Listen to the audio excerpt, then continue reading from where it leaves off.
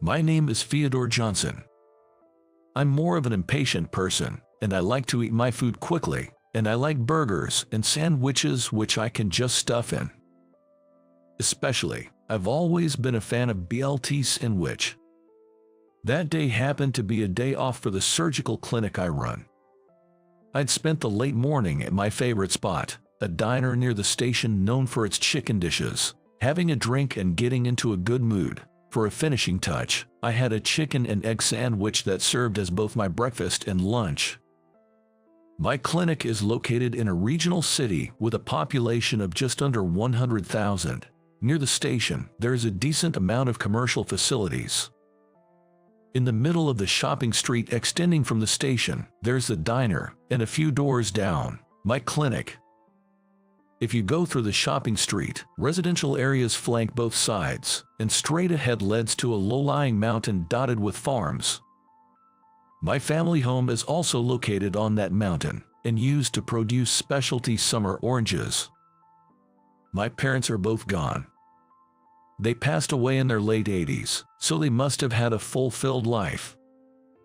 Now that I'm approaching 60, I live alone in the house my parents left behind. I was once married. However, we parted ways after 7 years of marriage. It was a common issue of personality clashes. Ever since, I thought living alone and doing as I like suited me better than married life. Anyway, that day, shortly after I started up the mountain slope where my house was located, feeling good after having had a few drinks and a full belly, I heard a young woman scream, "Eek!" Looking up the slope, I saw summer oranges rolling down. I picked up one with my left hand, stopped the next one with my right foot, and another with my left foot. The fourth one rolled between my legs. For the fifth one, I reflexively tossed the grilled chicken I had brought back for my evening drink, and caught it with my right hand. I went up the slope, holding those oranges, to where the young woman was. Upon reaching, she turned out to be a girl in her early 20s, with short hair and an innocent look on her face. Ouch, I think I might have sprained my ankle. She was wearing sporty white leggings, and was sitting down, rubbing her ankle. "Here, let me see." I handed her the oranges I was holding, and placed my hand on her ankle. "Ouch, there," she exclaimed. It was a mild sprain for sure. Still, I couldn't just leave her there. So, I gave her a shoulder to lean on and walked her down the slope, and took her to my clinic. I put a patch on her, tightly wrapped her ankle in a bandage, and gave her some first aid. "Come back tomorrow. I'll examine you properly then." It was my day off, and I had a few drinks in me. I'm sure it wasn't anything serious, but I told the girl to come back tomorrow. It's all my mom's fault. When you're talking to others, call her mother, not my mom, ok? "Yes, sir." She stuck out her tongue cheekily after she replied. That day, she'd been sent by her mom to the unmanned fruit stand at the top of the hill to buy some summer oranges. As she was coming down the hill with the oranges in a paper bag she brought, the handle of the bag suddenly broke and the oranges rolled out. It's my mom, my mom keeps reusing department store bags because she wants to be eco-friendly. The handle must have been about to break off. Her mom must have been quite frugal. I almost dropped my smartphone too. "Were you walking while messing with your smartphone?" "Yeah." I scolded her, telling her that was far worse. Staring down at a smartphone for long periods can strain your neck and lead to stiff shoulders and headaches. That's a condition called text neck. It's dangerous, so stop using your smartphone while walking. As I told her, she gave me another drawn-out "yes sir" in reply. Her house seemed to be just ahead in the residential area, within walking distance from my clinic, but I felt sorry for her having to walk on that foot. I suggested her to take a taxi. "You should get there within base fare. You have money for that." "I'm fine, I have it." Nodding, I gave her a crutch. As I walked her to the clinic entrance, she kept turning back to smile brightly at me. As I was about to go back inside, I noticed the part-time job notice I taped to the entrance door was starting to peel off. It's been up for over a month now. As I fixed the notice, I wondered if I should use online job postings. Just as I was thinking about this, I found she left behind her oranges. I'll give them to her tomorrow. Then the next day. What's this? A gift? I have a policy of not accepting such things from patients. A woman who came with the girl from yesterday handed me a department store paper bag. She had the same face as the girl from yesterday. I thought they might be sisters. Even so, you were so kind to help my daughter yesterday when she was in trouble. It was her mother. She bowed her head and handed the paper back to me again. I caught a glimpse of what was inside. A bottle of imported whiskey. Pretty pricey stuff. That's when the girl interrupted. "Doctor, please, take this." The girl pleaded, clasping her hands in front of her face as if in prayer. I thought, this is going just as planned. Then, clearing my throat, I feigned annoyance as I accepted the paper bag containing a bottle of whiskey. Whiskey, it's been a while. One more thing to look forward to tonight. The mother, even as I was about to start examining the girl, remained rooted to the spot. I told her to wait in the waiting room. "This isn't kindergarten. You don't need to babysit." "Yes, you're right. I am in the way, aren't I?" Her acknowledgement that she was in the way gave me pause, but I handed her the forgotten summer orange, and she took it to the waiting room. The X-rays confirmed that there was nothing wrong with the girl's leg. It would surely be fully healed in 2 or 3 days. Within 10 minutes of the treatment ending, the mother and daughter returned. "Doctor, we wanted to talk to you about the part-time job notice you posted out front." The mother, her demeanor now entirely different, spoke briskly, her eyes shining as she looked at me. "Would you be able to do it?" As I spoke, I couldn't help staring at the mother's face, still convinced they must be sisters. "No, my daughter. Would she be suitable for the job?" Her. "This one here." Beside her mother, the girl stuck out her tongue and gave a little bow. "Listen, if that's the case, you should speak for yourself. You're not a child anymore." I scolded the girl, warning the mother not to spoil her too much. That said, I did need a part-time worker.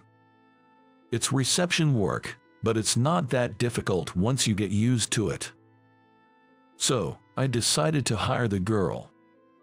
The girl, whom I'll call Emma, began her part-time receptionist job 3 times a week once her foot healed.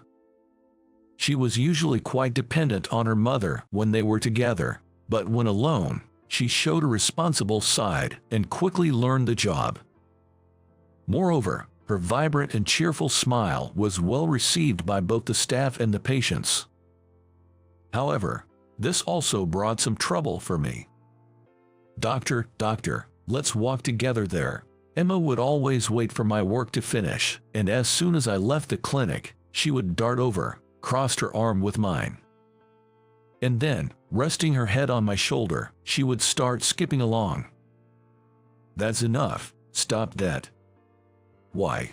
You're too young to be so familiar with men." "Doctor, you're just being shy." I was at a loss.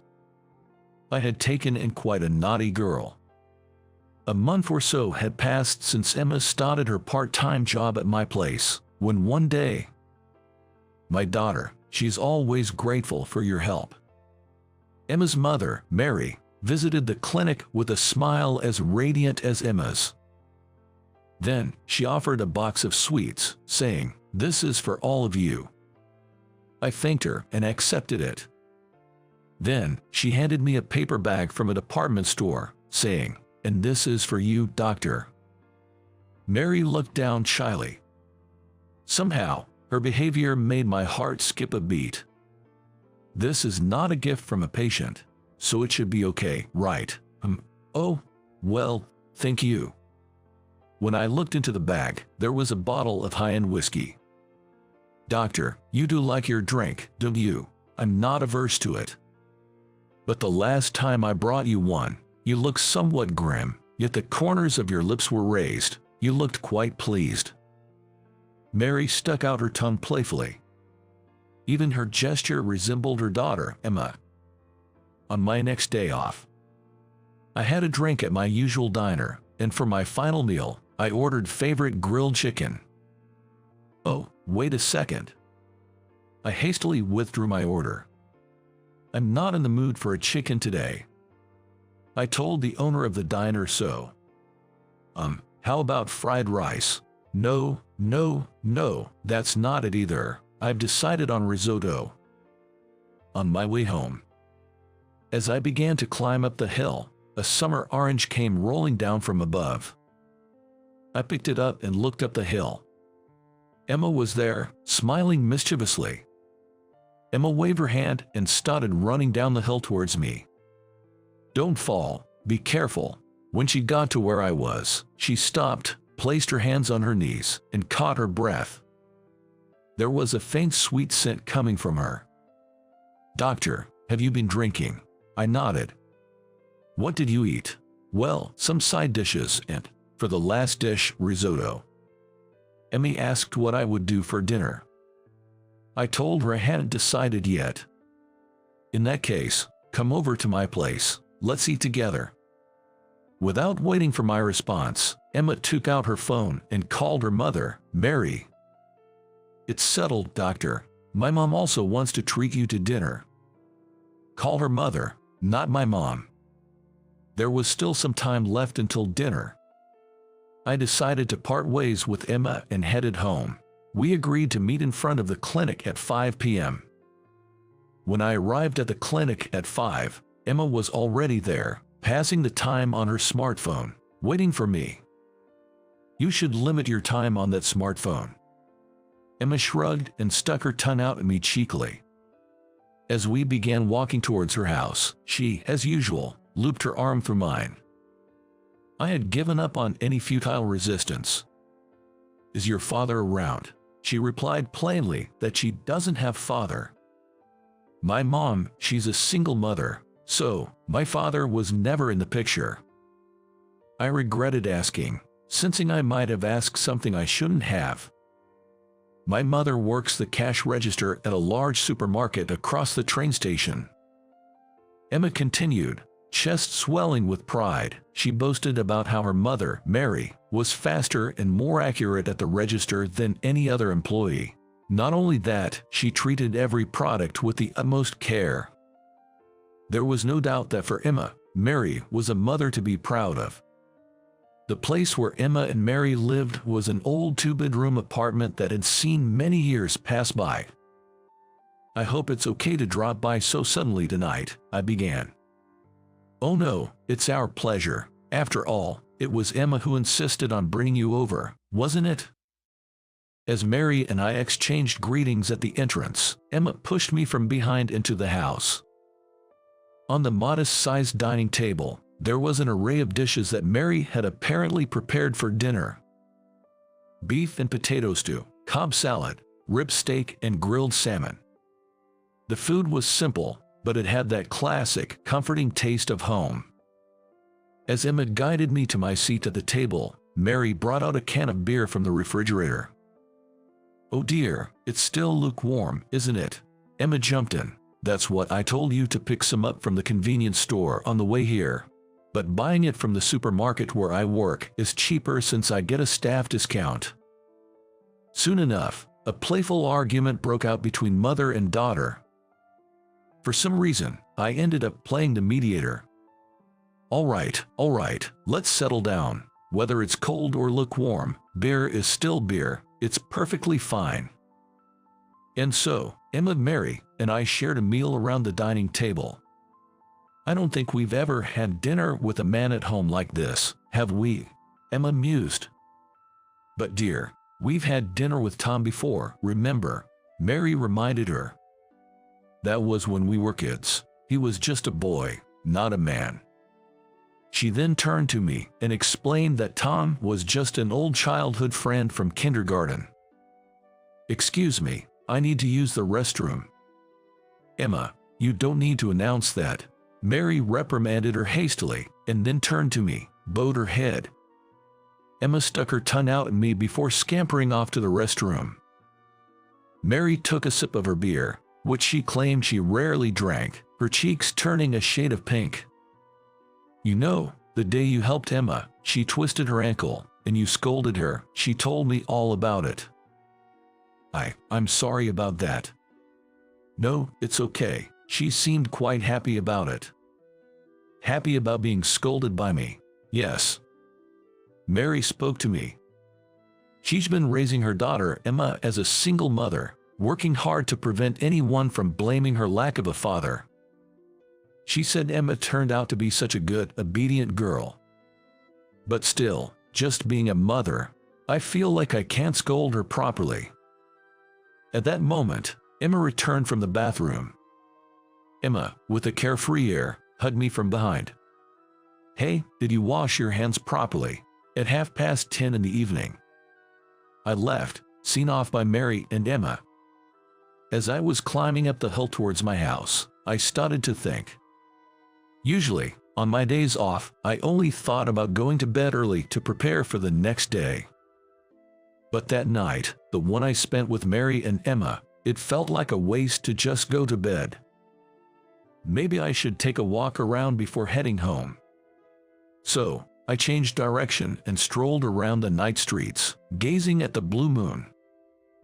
And I thought. I had once failed at marriage and thought I'd stay single for life. That was me. The next day, on my way home from work, I went to the supermarket where Mary works, which is located on the other side of the station. I found Mary, working briskly, and got drawn to her checkout line. Just as Emma bragged, Mary was a fast worker. Her energetic smile never faded, yet her eyes were serious. I felt like I could watch her forever. That's how I felt. "Oh, doctor, I rarely come to this supermarket." Once Mary made sure there were no customers behind me, she placed a "Please use the next register" sign on her counter. From then on the days when Emma had a day off from her part-time job, I would stop by Mary's supermarket after work. Mary adjusted her shift to match the time I showed up and came to meet me at the coffee shop next to the supermarket. Half a year later. "You two seem a bit tense, don't you?" Emma said to me and Mary, who were posing in front of the camera. It was at a photo studio in town. We didn't have a wedding ceremony. Instead, we decided to take a commemorative photo. Our wedding photo. With the cameraman's cue, the flash went off. The photographer suggested another shot. "Hey, Emma, you should join us. Let's take a picture with the three of us." Emma nodded energetically with a smile and stepped between me and Mary. We all looked at each other. Our smiles naturally broke out. "All right, here goes." Upon the photographer's cue, we all turned our faces towards the camera at once. Our first family photo.